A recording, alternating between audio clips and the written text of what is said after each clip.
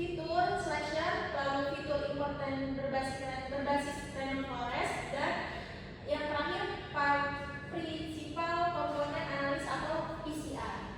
Ketiga metode ini saya bandingkan untuk mengetahui metode mana yang paling memberikan performa clustering terbaik pada kasus identifikasi resiko depresi pada mahasiswa.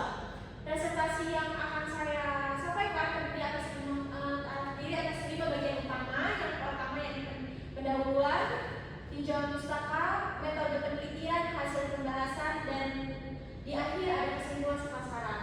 Baik, saya akan mulai dari bagian pendahuluan. Pada bagian pendahuluan di sini akan menjelaskan bagaimana latar belakang penelitian yang menjadi dasar dilaksanakannya penelitian ini. Jadi kesehatan mental ini sangat penting, yaitu merupakan salah satu isu yang semakin mendapat perhatian, khususnya pada kalangan mahasiswa selama menjalani perkuliahan. Dan mahasiswa tidak hanya dituntut untuk memperoleh prestasi akademik yang baik, tetapi juga harus mampu menghadapi berbagai tekanan yang berasal dari lingkungan akademik maupun kehidupan sosial. Selanjutnya, tekanan tersebut dapat berupa beban tugas yang tinggi, lalu tuntutan memperoleh nilai yang baik, dan tekanan finansial, sehingga proses adaptasi terhadap lingkungan baru dan berbagai faktor tersebut yang sudah saya sebutkan itu dapat mempengaruhi kondisi psikologis mahasiswa yang memiliki resiko depresi. Menjadi hal yang penting agar institusi pendidikan dapat memberikan intervensi yang lebih cepat dan lebih tepat sasaran. Salah satu pendekatan yang dapat digunakan untuk identifikasi masalah tersebut yakni melalui teknik data mining, khususnya itu menggunakan algoritma Chemins clustering. Algoritma Chemins clustering di sini saya pilih karena mampu mengelompokkan data berdasarkan tingkat kemiripan karakteristik antar objek, sehingga mahasiswa dengan karakteristik akademik dan sosial yang serupa dapat berada pada kelompok yang sama. Nah, dengan demikian pola risiko depresi dapat diketahui tanpa harus bergantung pada proses klasifikasi secara langsung. Namun dengan demikian terdapat satu masalah yang ditemukan pada penelitian sebelumnya, yakni sebagian besar penelitian terdahulu itu hanya menggunakan satu metode pemilihan fitur korelasi tanpa pembanding metode lain. Dan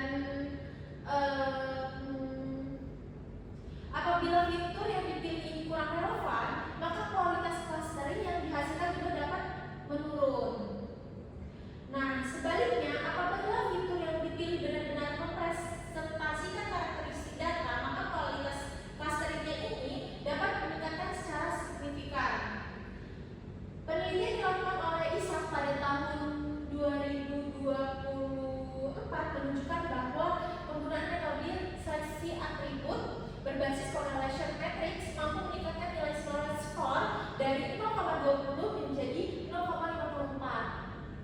Nah, sekaligus menurunkan nilai Davis-Browning Index dari 1,60 menjadi 0,63. Nah, dari hasil tersebut membuktikan bahwa pemilihan fitur memiliki pengaruh yang besar terhadap kualitas clustering. Dan selain itu, penelitian juga menunjukkan bahwa penggunaan Classifier Component Analysis atau PCR itu mampu meningkatkan pemisah antara klaster pada domain yang berbeda. Namun, penelitian tersebut masih dilakukan untuk membandingkan 3 metode pemilihan fitur secara langsung menggunakan dataset, algoritma clustering, dan metrik evaluasi yang sama. Jadi dengan demikian hasil yang diperoleh dapat dibandingkan secara lebih objektif dan adil, sehingga dapat diketahui metode pemilihan fitur mana yang paling optimal untuk diterapkan pada cluster resiko depresi mahasiswanya. Selanjutnya, rumusan masalah, tujuan, dan hipotesis. Setelah saya menjelaskan latar belakang penelitian, saya di sini akan menjelaskan mengenai rumusan masalah, tujuan, dan hipotesis yang diajukan. Rumusan masalah pada penelitian ini terdiri atas 2 pertanyaan, yaitu yang pertama, bagaimana perbandingan kualitas clustering Chemins menggunakan 3 metode pemilihan fitur, dan yang kedua ada metode manakah yang terbaik berdasarkan evaluasi internal dan eksternal.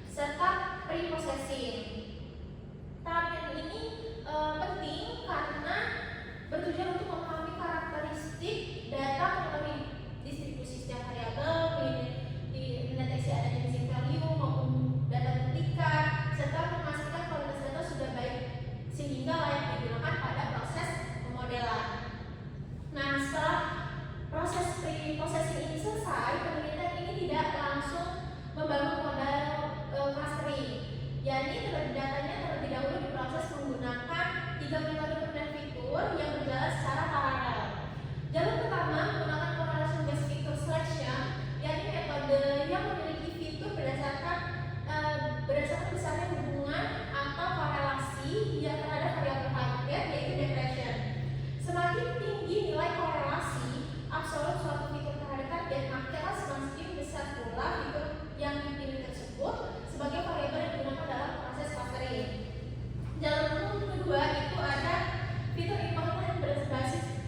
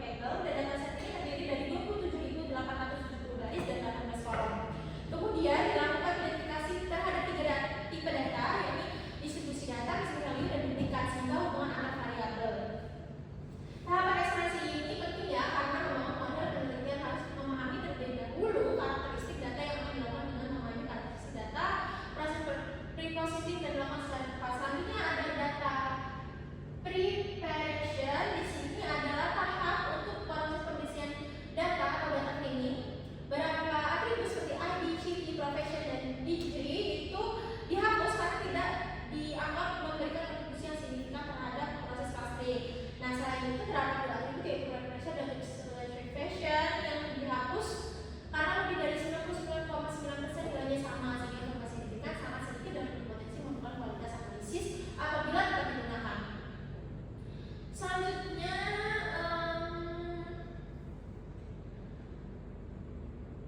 ada modeling. Modeling di sini adalah 3 jalur pemodelan yang berjalan secara paralel. Yang jalur pertama ada correlation based feature selection. Jadi di sini dia memilih 7 fitur yang memiliki nilai korelasi absolut tertinggi terhadap variabel depression. Lalu yang kedua ada fitur importance berbasis random forest. Kemudian jalur yang ketiga ada participal component analysis, dan tahapan terakhir yakni tahapan yang kelima ada evaluasi. Pada tahap evaluasi ini terdapat 3 model menggunakan 5 metode evaluasi. Lalu yang tahapan terakhir ada deployment atau reporting, yaitu menyusun seluruh analisis ke dalam laporan tugas akhir sehingga dapat menjadi rekomendasi penelitian selanjutnya. Jadi dapat disimpulkan bahwa kerangka kerja CHIPS DM ini membantu penelitian berjalan secara sistematis, mulai dari identifikasi masalah hingga penyusunan rekomendasi materi pemilihan fitur yang terbaik. Selanjutnya di sini saya akan membahas mengenai eksplorasi data atau EDA. Pada tahap pertama saya melakukan eksplorasi data analis atau EDA. Tujuannya untuk memahami karakteristik dataset sebelum dilakukan proses clustering. Nah, di sini teman-teman label dataset. Label dataset di sini apabila diperhatikan pada diagram batang yang tampil di sini,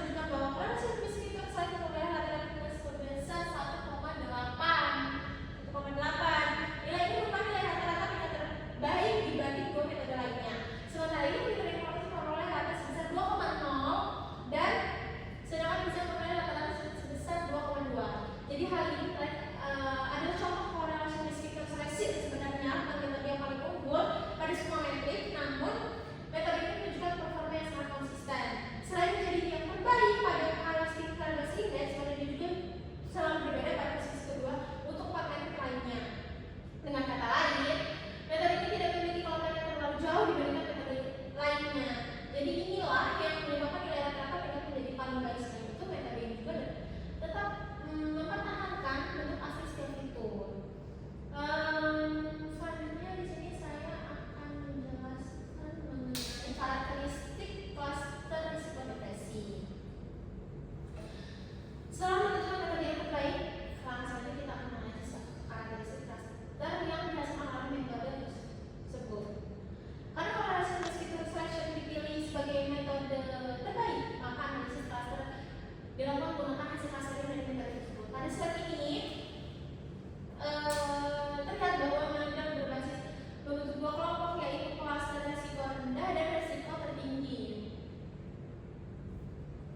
Jumlah anggota pada klaster resiko rendah yaitu 11.359 mahasiswa apabila dibandingkan dengan lalu aktual pada dataset hanya sekitar 18,62%, yakni mahasiswa dalam klaster ini benar-benar memiliki status depresi. Hal ini menunjukkan bahwa sebagian besar anggota klaster ini memang berasal dari anggota kelompok yang tidak mengalami depresi. Jadi kita melihat karakteristik kelompok ini akan depresi rata-rata sebesar 2,35 dan ini 25 adalah nilai yang relatif lebih rendah dibandingkan kelompok resiko tertinggi. Kemudian depresi sekitar juga sebesar 2,43 yang menunjukkan bahwa tekanan finansial pada kelompok ini relatif lebih ringan. Selanjutnya sebagai study pressure berarti rata-rata 3,5 yang berarti tingkat kepuasan belajar mahasiswanya ini pada kelasnya cukup tinggi. Jadi berdasarkan karakteristik ini dapat disimpulkan bahwa mahasiswa pada kelompok risiko rendah cenderung memiliki tekanan belajar yang lebih ringan. Tekanan finansial yang lebih rendah serta proses belajar yang lebih menarik. Lalu di sini ada fase risiko tertinggi. Jumlah pada mahasiswa kelompok ini ada 16.509 orang dari jumlah sekitar 85,97% benar-benar memiliki status depresi berdasarkan hal aktual. Nah, presentasi ini jauh lebih tinggi dibandingkan klaster sebelumnya. Hal ini menunjukkan bahwa pada klaster berhasil mengelompokkan mahasiswa yang memiliki karakteristik serupa ke dalam kelompok risiko tinggi. Jika kita melihat karakteristik akademis rata-ratanya hanya 3,69, yang berarti tekanan finansial pada kelompok ini juga relatif tinggi. Berbeda dengan klaster sebelumnya, study pressure justru mengalami penurunan menjadi 2,74. Artinya mahasiswa pada kelompok ini memiliki tingkat kepuasan belajar yang lebih rendah. Dan itu usia rata-rata mahasiswa pada kelompok ini sekitar 24,90 tahun atau lebih muda dibandingkan kelompok risiko rendah. Dengan melihat semua seluruh karakteristik ini, dapat disimpulkan bahwa mahasiswa yang berada pada kelompok risiko tinggi cenderung memiliki tekanan akademik tinggi, tekanan finansial tinggi, kepuasan belajar yang rendah, serta usia yang relatif lebih muda. Perlu saya sampaikan juga bahwa penomoran klaster pada algoritma kemis bersifat arbitrer, sehingga yang terpenting bukan nama klaster melainkan karakteristik yang dimiliki oleh masing-masing kelompok. Temuan ini juga sejalan dengan hasil analisis pada setiap beda yang menunjukkan bahwa tekanan akademik dan tekanan finansial ini merupakan faktor yang memiliki hubungan kuat terhadap kondisi depresi mahasiswa. Selanjutnya di sini ada kesimpulan dan saran dari saya. Berdasarkan seluruh penelitian yang dilakukan, dapat kita kesimpulan bahwa yang pertama, metode pemilihan fitur terbukti memberikan pengaruh terhadap kualitas mastering kemis. Hal ini dibuktikan dengan adanya perbedaan nilai pada seluruh matriks evaluasi yang digunakan. Kita diprotes memberikan nilai hasil terbaik pada evaluasi internal, bisa memberikan hasil terbaik pada evaluasi eksternal, sedangkan correlation based fitur seleksi yang memberikan performa yang seimbang apabila seluruh matriks diterima secara bersamaan. Nah, jadi kesimpulannya correlation based fitur seleksi diprotes sebagai metode terbaik pada penelitian ini. Kemudian kesimpulan yang ketiga itu bahwa pada klaster berhasil membentuk dua kelompok mahasiswa yang memiliki risiko berbeda, tinggi dan rendah. Dan berdasarkan penelitian ini, saya memberikan saran agar penelitian selanjutnya dapat mencoba metode klaster lain seperti DB scan atau hierarchy clustering sehingga hasilnya dapat dibedakan dengan humans. Selain itu, penelitian juga dapat menggunakan dataset yang lebih beragam dan mengombinasikan metode fitur selection lainnya agar diperoleh hasil yang lebih komprehensif. Selanjutnya, demikian presentasi tugas akhir yang dapat saya sampaikan. Melalui presentasi ini dapat memberikan kontribusi pengembangan penerapan metode ini khususnya pada bidang kesehatan mental serta menjadi referensi pemilihan fitur selection yang sesuai untuk analisis clustering. Saya mengucapkan terima kasih kepada Ibu dosen pembimbing yang telah memberikan arahan selama proses penulisan penelitian ini, kepada Ibu dosen Uji atas kesediaannya untuk memberikan masukan serta saran kepada seluruh pihak yang mendukung penelitian